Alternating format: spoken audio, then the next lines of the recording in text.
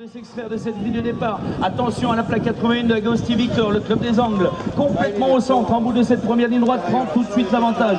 Ça pique dans les inters, Doshi Romain, Pen Mirabeau, me semble-t-il, essaie de revenir lui aussi, il est à la deuxième position.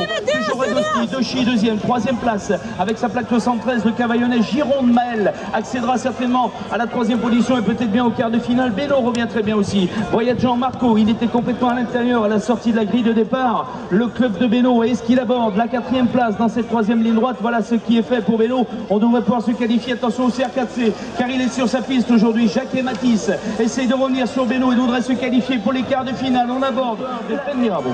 Deuxième, huitième de finale, catégorie des pupilles. Très bon départ d'Alexis Piezanowski. Juste à sa gauche, il y a aussi Enzo Nordoni avec évidemment les clubs d'Orsine et Pernod-les-Fontaines. Orsine prend le meilleur pour l'instant dans ce premier virage. Toujours Enzo Nordoni, deuxième, troisième place pour le numéro 67, Jules Bourgin du club de la Fouillouse. On avait normalement donc Tom Wan Fahin de Mézieux, il y avait Baptiste Jouve de Mourse-Roman, Thibaut Calamoucas de Pernod-les-Fontaines que je n'ai pas vu, Jonathan de Quilac de Saint-Paul-Trois-Châteaux. Toujours le leader Alexis Piezanowski, Enzo Nordoni 2, le 67, troisième, Jules Bourgin, la Fouillouse dans cette dernière ligne droite, on se retourne.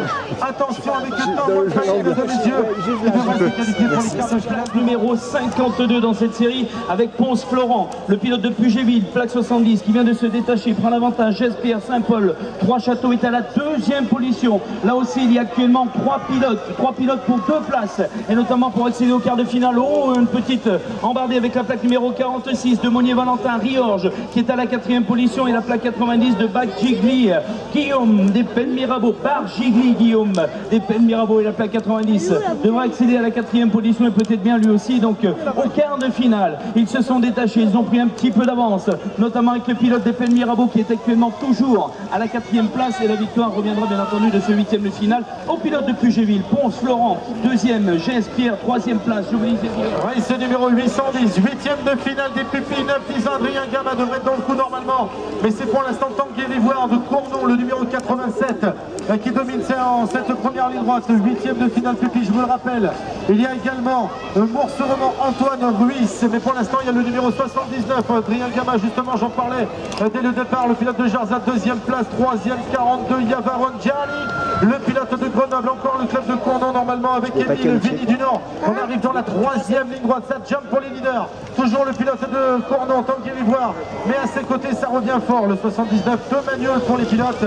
Adrien Gama s'empare de la première position, troisième, et bien le numéro 42. La 811 vient de s'extraire de cette grille de départ, il est dans son jardin, Quentin Tristan, le pilote du CR4C, Juan Mabier essaye de prendre l'avantage, mais attention à Dardy avec deux plus Hugo, il est dans l'inter du virage et il vire à la première position. Quentin Tristan, donc le CR4C se retrouve deux voire même troisième car c'est très bien revenu avec Garnier en jour là. Nathan, le pilote de Frontignan, est à la deuxième place, Quentin est en quatrième position et l'on devrait pouvoir retenir là aussi notamment la quatrième place du pilote des Angles, Jouve Clément. Voilà pour les quatre premières positions sur le passage de cette première partie de cette piste du CR4C. Juan Mabli toujours de plus Hugo, le Dardio en tête, toujours à la deuxième position, la plaque numéro 53 du pilote de Frontignan, Garnier en jour là. Nathan, Quentin Tristan, le CR4C troisième pardon, et notamment à l'écart.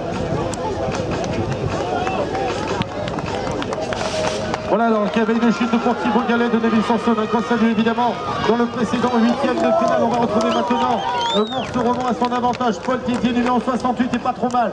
Sur l'extérieur, il y a Tom Guimet de Pernod-les-Fontaines là-bas, maillot noir et orange qui essaye d'attaquer, mais le leader pour l'instant, eh bien il est bien de Saint-Paul-Trois-Châteaux, Solebren.